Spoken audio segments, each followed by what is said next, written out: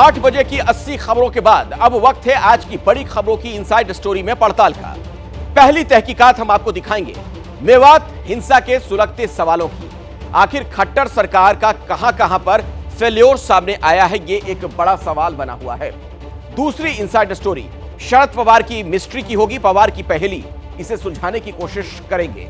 आखिर पवार कौन सा नया गेम खेल रहे हैं। और बात होगी बाबा बागेश्वर की भी, जिन्हें कमलनाथ का बुलावा आया तो वो झटपट तैयार हो गए। लेकिन सबसे पहले इनसाइड स्टोरी हरियाणा में फैली हिंसा की, जिसमें अब तक 6 लोगों की जान जा चुकी है, 116 लोगों की गिरफ्तारी हो चुकी है और 100 से ज्यादा लोग हिरासत में हैं। लेकिन अभी तक हरियाणा पुलिस ये पता नहीं लगा पाई कि हिंसा भड़काई किसने, उस हिंसा के गुनहगार कौन कौन है, उस हिंसा की तपिश दूसरे इलाकों तक कैसे पहुंची, इस हिंसा में खट्टर सरकार और उनका प्रशासन कैसे जिम्मेदार है, इसकी पूरी पड़ताल देखिए दी इनसाइड स्टोरी में।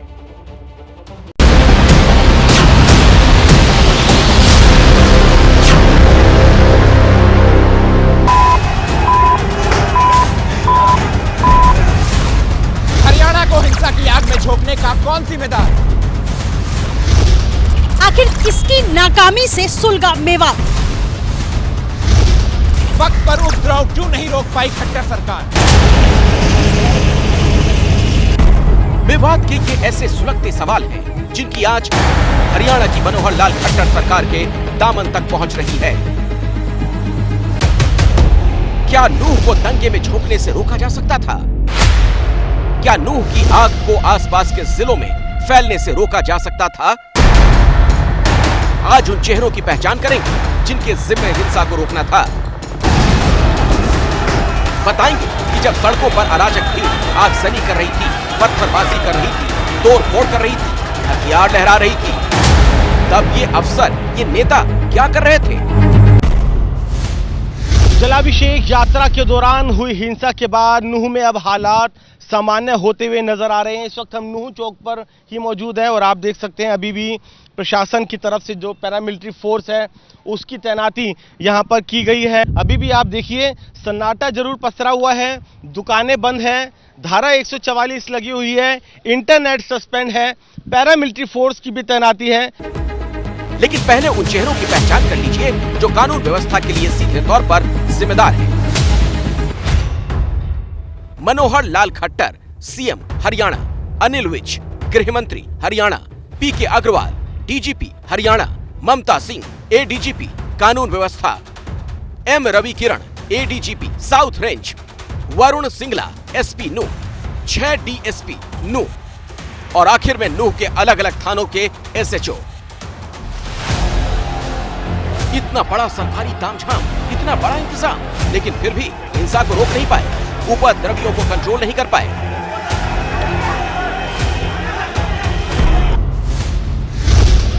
तस्वीरें आपको ग्राउंड जीरो से दिखा रहे हैं। नूह का ये वही इलाका है जहां से हिंसा भड़कना शुरू हुई थी।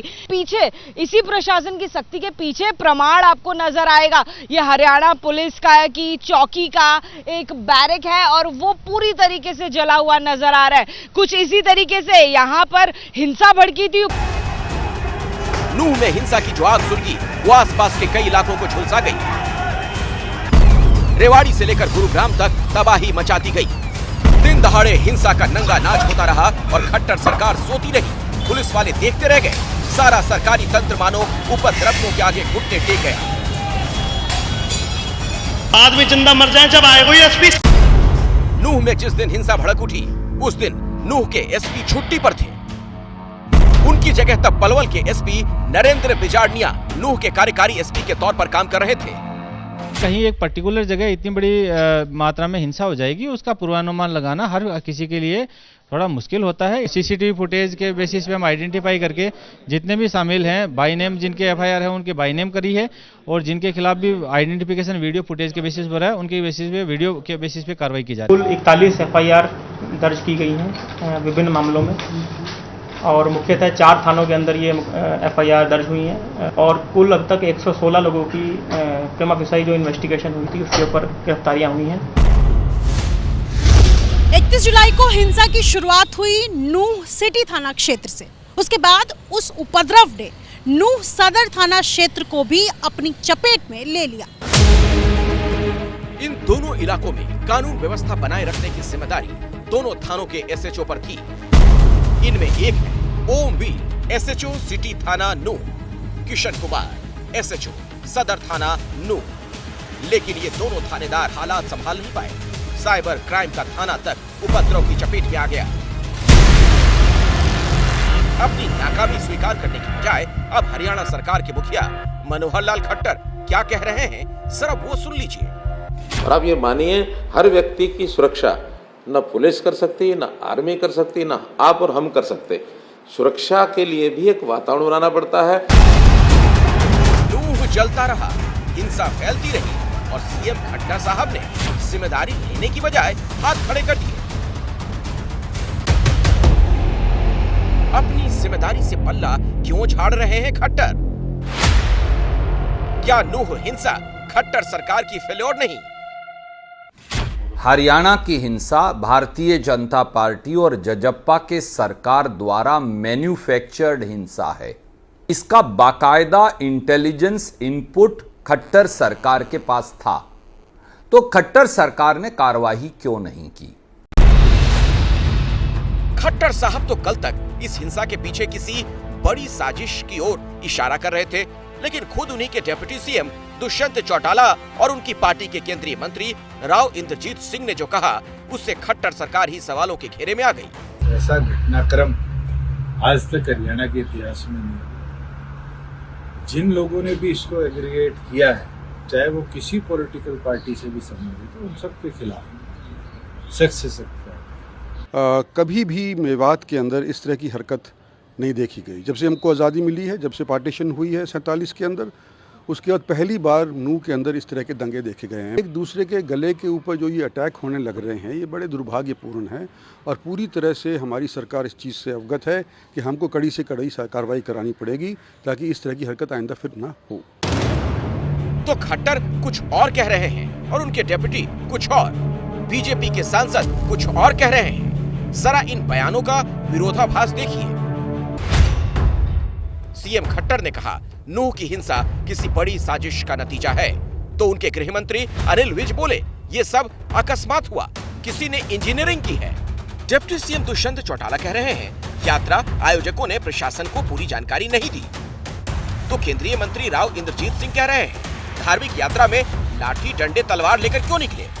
वहीं बीजेपी सांसद सुनीता दुग्गल कह रही है कि नूह की हिंसा प्रशासन की नाकामी का नतीजा है। ये बड़ा दुर्भाग्यपूर्ण घटना घटी है वहाँ, जो नहीं होनी चाहिए। उस इलाके में तो 1947 में भी कोई ऐसी बात नहीं हुई।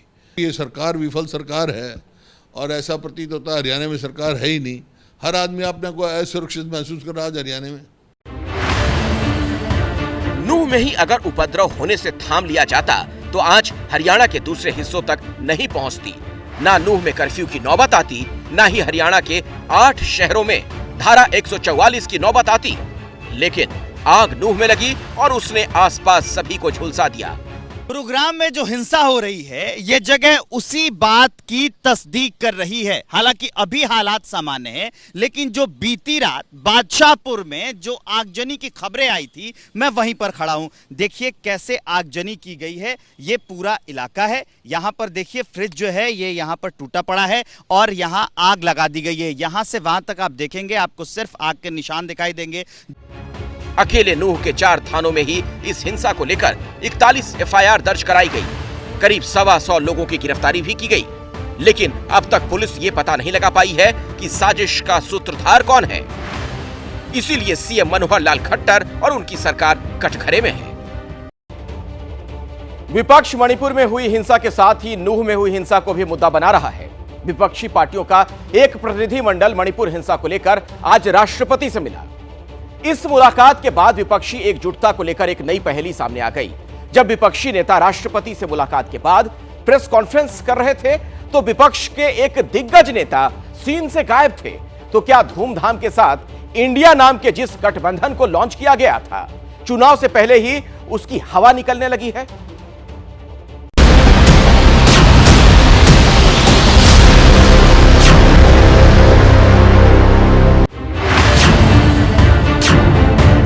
मणिपुर को मुद्दा बना रहे विपक्षी दलों का प्रतिनिधिमंडल राष्ट्रपति से मिलकर कुछ ऐसे लौटा।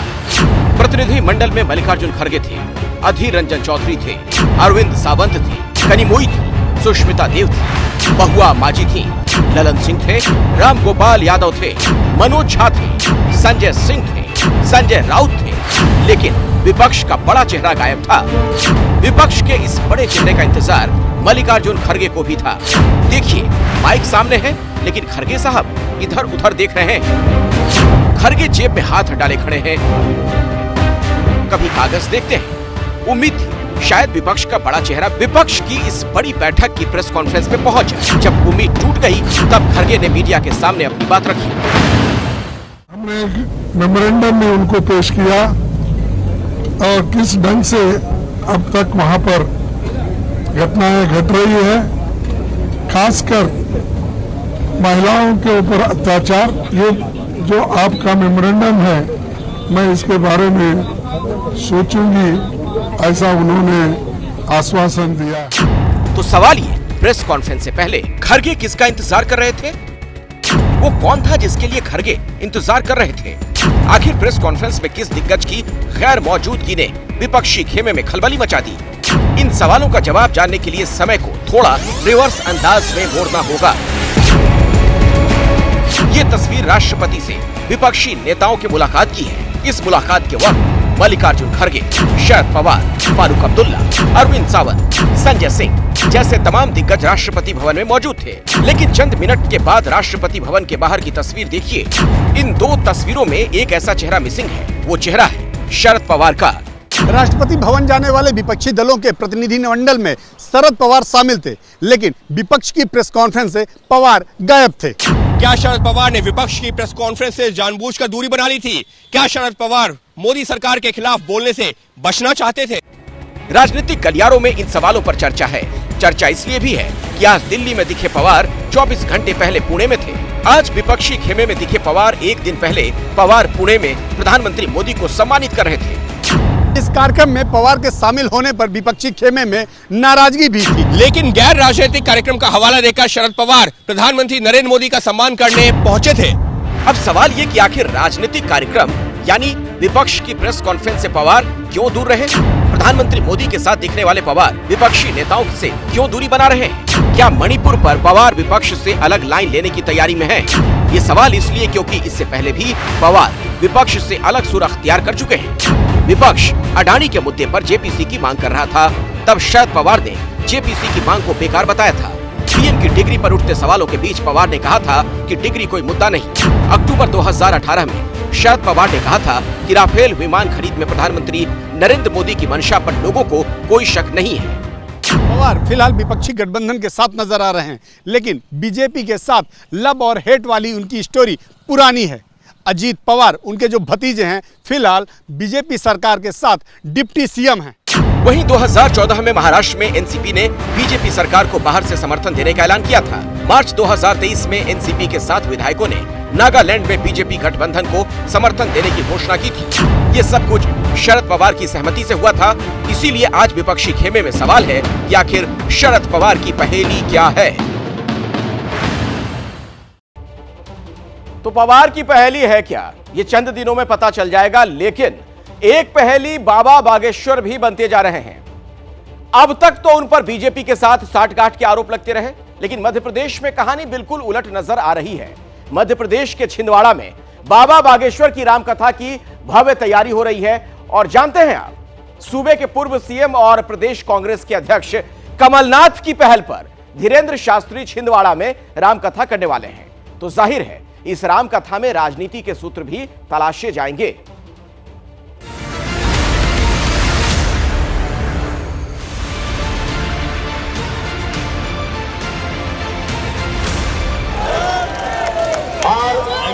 हमको अर्जी लगाई चुके, आप लोग भी लगाइयो, भारत हिंदू राष्ट्र बन जाए।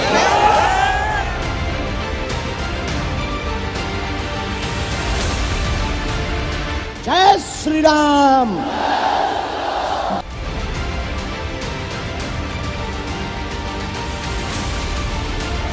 हमारा सनातन पाखंडी नहीं है, हमारे सनातन के संतों में ताकत है।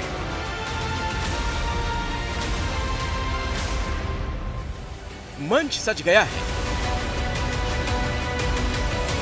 तैयारी पूरी है।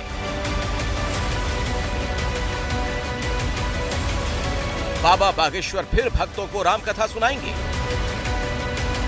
छिंदवाड़ा के समस्त बागेश्वर धाम के पागलों को बड़ी प्रसन्नता का संदेश है कि हम 5, 6 एवं 7 तारीख में तक श्री जामसावली सरकार की कृपा से सिमरिया के श्री हनुमान जी महाराज के चरणों की दया से उनको कथा सुनाने के लिए समस्त छिंदवाड़ा के पागलों के लिए हम आ रहे हैं। छिंदवाड़ा यानी कांग्रेस के दिग्गज कमलनाथ का गढ़, छिंदवाड़ा यानी मध्य प्रदेश का वो इलाका जहां कमलनाथ की मजबूत पकड़ है।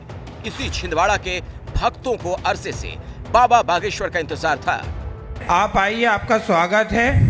आपकी बहुत जरूरत है छिंदवाड़ा जिले में। बहुत जल्दी हम छिंदवाड़ा में कथा करने आएंगे। अब भक्तों की ये मुराद पूरी हो रही है।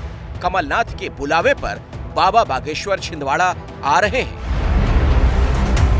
5 से 7 अगस्त तक बाबा बागेश्वर की कथा होगी। 6 अगस्त को दोपहर 12 बजे से दिव्य दरबार लगेगा। कथा के लिए 15 एकड़ जमीन पर पंडाल बनाया जा रहा है। कथा में 2 लाख भक्तों के शामिल होने की उम्मीद